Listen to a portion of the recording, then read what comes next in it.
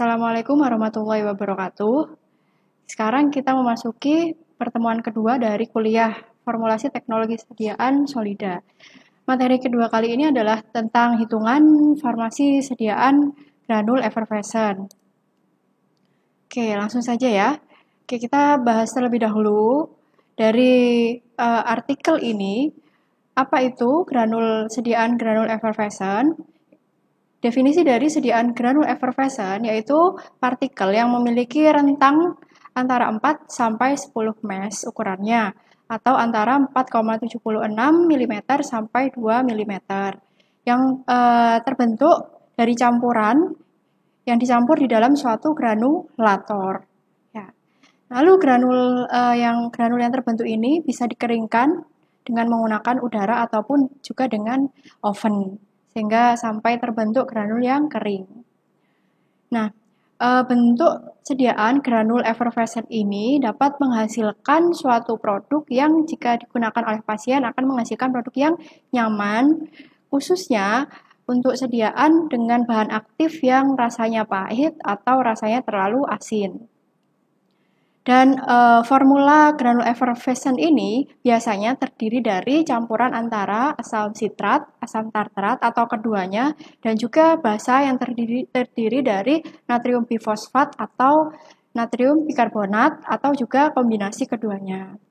Oke, itu pendahuluan tentang granul effervescent. Nah, kita mengulang yang kemarin ya, minggu pertama juga sudah saya bahas apa saja yang termasuk bahan asam, apa saja yang termasuk bahan-bahan untuk basa. Langsung kita ke contoh formula. Nah, di sini ada suatu resep atau formula yang terdiri dari bahan aktif. Kita sebut di sini adalah bahan aktif ya, bahan aktif bebas. Nah, bahan aktif itu kandungannya yaitu 500 mg. Nah, 500 mg ini nanti akan digunakan per 5 gram TSP ya, teaspoon. Jadi 500 mg itu hanya bahan aktifnya saja, tetapi dikonsumsi secara keseluruhan bobotnya yaitu 5 gram. 1 kali minum. Dan kemudian dilarutkan atau dicampur dalam suatu granul effervescent yang bobotnya adalah 120 gram. Bobot keseluruhan dari granul effervescent adalah 120 gram. Nah, di sini ada aturan pakainya yaitu teaspoon tersebut dilarutkan ke dalam 1,5 gelas air minum ataupun air dingin. Dan penggunaannya diulangi dalam waktu 8 jam. Jadi setiap 8 jam diminum, setiap 8 jam diminum. Seperti itu ya. Oke, untuk perhitungannya, kita lanjutkan untuk perhitungannya. Nah, di sini jika yang diminta bobot total granul effervescent adalah 120 gram, berarti kita hitung 120 gram ini nanti dibagi menjadi berapa dosis. Jadi bisa mendapat berapa kemasan. Jika satu kemasannya adalah 5 gram, berarti kita bagi saja 120 gram dibagi 5. 120 gram dibagi 5, ternyata ada 24 dosis. Jadi 24 dosis yang bisa digunakan atau 24 kali minum. Nah, 24 kali minum itu kita nanti bahan aktifnya berapa? Nah, jika penggunaan 1 kali minum adalah 0,5 gram, jadi untuk keseluruhan bahan aktif yang kita perlukan adalah 0,5 gram dikali dengan 24 dosis. Hasilnya adalah 12 gram. Jadi bobot bahan aktif yang kita perlukan adalah 12 gram. Nah, jika bobot granul effervescent keseluruhan adalah 120 gram, kemudian bahan aktifnya yaitu 12 gram, nah berapa bobot bahan tambahannya? Kita kurangi 120 dikurangi 12 gram dan hasilnya adalah 108 gram. 108 gram ini terdiri dari asam sitrat, asam tartrat, dan juga natrium bikarbonat. Oke, lanjut ya. Nah, sekarang kita hitung berapa jumlah asam sitrat yang digunakan, berapa asam tartrat yang digunakan, berapa natrium bikarbonat yang digunakan. Nah, suatu sediaan granul effervescent itu kan bisa menimbulkan suatu reaksi karbonasi apabila dilarutkan dalam air dan butuh asam dan juga basa yang bereaksi. Sehingga nanti timbul suatu reaksi karbonasi di dalam air. Nah, reaksi antara asam dan basa itu juga harus dihitung supaya keseluruhan antara asam dan basa itu bisa terlarut. Jadi jumlahnya harus terukur. Bagaimana kita mengukur jumlah asam sitrat, asam tartar, dan juga natrium bikarbonatnya agar keseluruhan komponen tersebut dapat larut? Nah, kita sekarang akan menghitung satu per satu. Yang pertama kita hitung dulu natrium bikarbonat yang bisa bereaksi dengan asam sitrat. Ya, di sini tulisannya asam sitrat, maksudnya adalah natrium bikarbonat yang bisa bereaksi dengan asam sitrat. Jika berdasarkan reaksi kimia ini adalah natrium bikarbonat NaHCO3 bereaksi dengan asam sitrat. Ya. Nah, di sini natrium bikarbonat memiliki koefisien reaksi 3 dan berat molekul 84. Sedangkan asam sitrat koefisien reaksinya 1 dan berat molekulnya adalah 210. Nah, kita ibaratkan bahwa asam sitrat yang dibutuhkan adalah 1 gram. Kita ibaratkan 1 gram asam sitrat yang dibutuhkan. Nah, kita menghitung berapakah jumlah natrium bikarbonat yang dibutuhkan untuk bereaksi secara sempurna dengan asam sitrat. Caranya yaitu 1 gram per 210. 210 ini dari berat molekul dari asam sitrat. Sama dengan X. X ini adalah berat bobot dari natrium bikarbonat per 3 ini dari koefisien reaksi dikali dengan 84, berat molekul dari natrium bikarbonat. Nah, X-nya bisa dihitung ya, perkalian silang. Nah, X-nya setelah dihitung hasilnya 1,2 gram.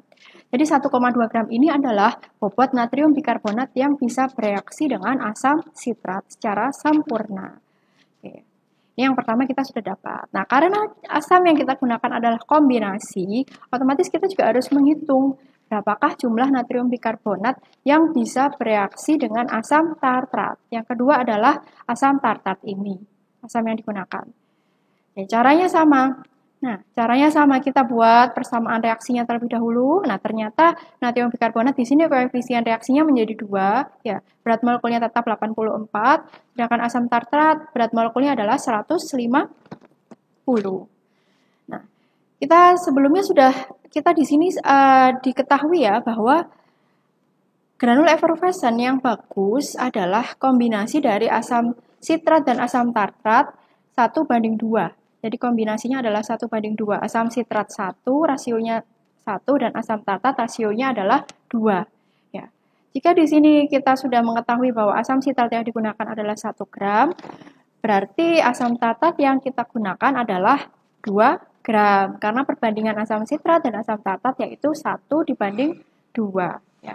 Jika di sini sudah diketahui 2 gram, ya, 2 gram berarti asam sitratnya kan berat molekulnya 150. Jadi 2 per 150 sama dengan X per 2 dikali 84.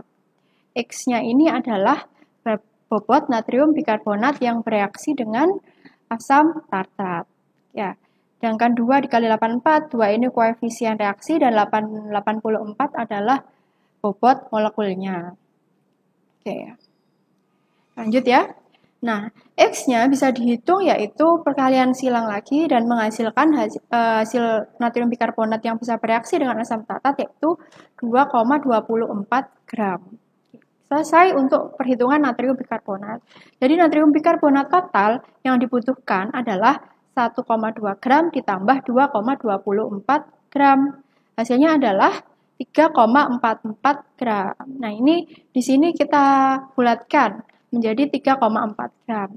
Jadi asam sitrat yang digunakan adalah 1 gram, asam tartrat yang digunakan adalah 2 gram, dan natrium bikarbonat yang digunakan adalah 3,4 gram. Jadi perbandingannya yaitu 1:2:3,4 gram. Ya. Nah, dengan perbandingan ini, kita bisa menghitung masing-masing bobot yang dibutuhkan pada formula yang awal tadi berapa. Jika granul effervescent tadi 120 totalnya, tadi bahan tambahannya kan 108 gram. Nah, kita bisa menghitung berapa jumlah asam sitratnya. Asam sitratnya menghitungnya bagaimana caranya? Kita total dulu semua rasionya. 1 tambah 2 tambah 3,4 kita total. Hasilnya 6,4. Kemudian asam sitrat. Asam sitratnya rasionya tadi 1. Jadi 1 per 6,4 dikali 108 gram. Hasilnya adalah 16,875 gram untuk asam sitrat. Lalu asam tartrat. Asam tartrat tadi rasionya adalah 2. Jadi 2 per 6,4 ya dari penjumlahan ini dikali dengan 108 gram. 108 gram itu total. Hasilnya adalah 33,750 gram. Lalu natrium bikarbonat yang dibutuhkan adalah 3,4. 3,4 rasionya per 6,4 rasio total dikali 108 gram sama dengan 57,375 gram. Nah, jika dijumlah, ini harus 108 gram. Jadi untuk memastikan perhitungan kalian itu sudah betul atau belum, kalian harus total perhitungannya. Jika total semua bahan tambahan ini, 3 bahan tambahan ini adalah tepat 108 gram, berarti hitungan kalian sudah betul. Ya. Nah, perhitungannya seperti ini ya, untuk mendapatkan atau untuk membuat suatu granul effervescent dengan bahan aktif 500 mg dan total granul yang dibuat adalah 120 gram. Oke, kita lanjutkan. Nah, di sini adalah formula yang sama seperti formula pada praktikum kalian. Nah, perbandingan antara asam sitrat, asam tartrat, dan juga natrium bikarbonat tadi kan 1:2:3,4. Nah, di sini kita bulatkan lagi menjadi 1:2:3. Ya. Misalnya saja di sini asam sitrat yang dipakai adalah 8. Berarti asam tartrat adalah 2 kalinya. Kan tadi 1:2 ya. Jadi 2 kalinya 16. Sedangkan natrium bikarbonat kan 1:2:3. Berarti 3 kali dari asam sitrat. Jadi totalnya adalah 24%, 8%, 16%, dan 24%. Lalu untuk formula 2, dari mana ini 10, 20, 30? Nah, misalnya ini 10, asam sitrat yang digunakan adalah 10. Untuk menghasilkan reaksi yang bagus antara asam dan basa, tadi kan 1:2:3 gitu ya. Jadi asam sitratnya 1, asam tartratnya 2, natrium bikarbonatnya 3. Sama juga dengan formula 3, 12%, 24%, 36%. Ya. Dengan komposisi vitamin C yang sama, kemudian pengikat PVP-nya sama, dan juga pemanis sakarinnya sama, kita bisa menghitung jumlah laktosa atau pengisi. Pengisi kita hitung terakhir ya, karena dia untuk memenuhi bobot atau massa. Jadi kita hitung persennya terakhir, supaya persennya nanti total adalah 100%. Ya. Nah, bagaimana cara menghitung formula tersebut jika diketahui hanya formula bahan-bahannya saja? Gimana sih langkah-langkah yang harus kita lakukan? Pertama, yaitu kita harus tahu berat granul yang dibutuhkan itu berapa. Bobotnya itu berapa? Misalnya yang tadi kita butuh 120 gram, nah itu kita harus tahu dulu. Nah, taunya itu tadi sudah diketahui dari resep gitu ya, formula. Kalau tidak diketahui dari resep, berarti kita harus lihat dari kebutuhan in process control atau end process control. In process control kalau misalnya kita membuat tablet, tapi kalau kita membuatnya memang akhirnya adalah granul effervescent, yaitu berarti kita end process control. Berapa yang digunakan untuk uji, ya itu berapa. Yang dibutuhkan itu berapa, misalnya kebutuhan untuk sifat alir berapa, berat jenis berapa, nah itu semuanya di total, nah itu nanti akan dibutuhkan untuk pembuatan granul effervescent totalnya, gitu ya. Setelah kita sudah mengetahui bobot yang dibutuhkan berapa, kita tentukan persentase dari bahan tambahan. Bahan aktif sudah tahu ya, bahan aktif kebutuhannya berapa tergantung dosisnya. Kemudian bahan tambahan, asam sitrat, asam tartrat, dan natrium bikarbonat berdasarkan perbandingan tadi, pemanis, pengikat, dan juga laktosa itu ditentukan dulu persentasenya berapa. Nah, persentase bahan tambahan sudah diketahui, kita bisa menghitung berat bahan aktif dan juga tambahan dalam satuan gram. Ya. Karena kita sudah mengetahui kebutuhan IPC atau IPC-nya berapa, kemudian persentasenya berapa, nah kita bisa mengetahui berat bahan aktif dan tambahannya dalam satuan gram itu berapa. Itu ya, langkah-langkah untuk menghitung formula. Jika diketahui hanya bahan-bahannya namanya apa saja, kemudian fungsinya apa saja. Nah, misalnya contohnya seperti ini ya. Contohnya yaitu vitamin C. Di sini bahan aktifnya adalah 10%. Nah, untuk satu kemasan kita butuhnya adalah 5 gram. Nah, 5 gram, nah ini harus kita tahu dulu berapa, kebutuhan satu kemasan itu berapa. 5 gram, ternyata 5 gram. Oke, berarti untuk menghitung bobot vitamin C dalam 5 gram, caranya adalah 10/100 dikali 5 gram. Nah, ini sudah sering diulang-ulang ya. Menghitung persentase kemudian dirubah menjadi gram, ini kalian sudah harus memahami perhitungan ini. Bagaimana merubah persentase menjadi bobot gram. Misalnya ini 8%, kita ingin merubah ingin mengetahui berapa bobot asam sitrat dalam satuan gram. Berarti 8/100 dikali 5 gram. Sampai bawah laktosa 36,8%. Berarti 36,8/100% dikali 5 gram. Hasilnya 1,84. Ini untuk satu kemasan. Nah, jika yang dibutuhkan adalah 200 gram, skala yang lebih besar itu adalah 200 gram. Nah, 200 gram ini berapa kalinya dari 5 gram? Berarti 200 gram dibagi 5. Hasilnya adalah 40. Nah, berarti 0,5 dikali 40, hasilnya adalah 20 gram. 0,4 dikali 40, 16 gram, dan seterusnya. 1,8 dikali 40, 7,36. Ya. Jadi 40 tadi dari 200 dibagi 5. Berapa kalinya? Gitu ya. Oke, lanjut. Nah, ini adalah contoh formulasi granul effervescent. Ya. Dan juga bahan-bahan tambahan yang biasanya digunakan. Ada lubrikan, glidan, anti-adheren, pengikat, dan lain-lain ini. Ada antibusa, zat antibusa. Ya, ini untuk mengurangi busa apabila granul effervescent tersebut dilarutkan di dalam air. Nah, itu ada penambahan zat antibusa biasanya, atau antifoam. Contohnya yaitu polidimetil siloxan. Oke. Nah, ini adalah contoh produk effervescent yang ada di pasaran, formulanya ya. Ini bahan aktifnya asam ascorbat atau vitamin C ya, 1 gram atau 1000 mg. Kalau ada asam asetil salisilat 500 mg dengan kombinasi kafein 500 mg, lalu paracetamol 500 mg. Ini bahan-bahan tambahannya yang digunakan ya, macam-macam tergantung kebutuhan, tergantung formula yang diinginkan seperti apa, tergantung karakteristik bahan aktifnya, maunya seperti apa. Gitu ya, nanti sediaannya spesifikasinya seperti apa. Oke, lanjut. Oke. Ini yang terakhir ada tugas. Tugas yang harus kalian kerjakan individu masing-masing. Nah, tugas ini saya beri waktu 30 menit ya. 30 menit setelah saya 30 menit setelah kalian selesai melihat videonya ya. Nah, di sini apa yang harus kalian kerjakan, yaitu kalian harus mengisi tabel-tabel yang kosong ini ya. Jika diketahui vitamin C adalah vitamin C-nya konsentrasinya 11%, asam tartarnya konsentrasinya 22%, PVP 5%, sakarin 0,2%. Nah, kalian isi dulu kan persentasenya berapa, masing-masingnya berapa. Seperti yang saya jelaskan sebelumnya, gimana cara menghitung masing-masing ini. Kemudian kalian hitung untuk 4,5 gram. Satu kemasannya jika 4,5 gram ini berapa gram. Kemudian jika kemasan yang lebih besar adalah atau kebutuhan yang lebih besar adalah 350 gram, nah ini kalian hitung berapa. Gitu ya. Nah, ini nanti kalian kerjakan, ditulis di kertas, kemudian kalian foto.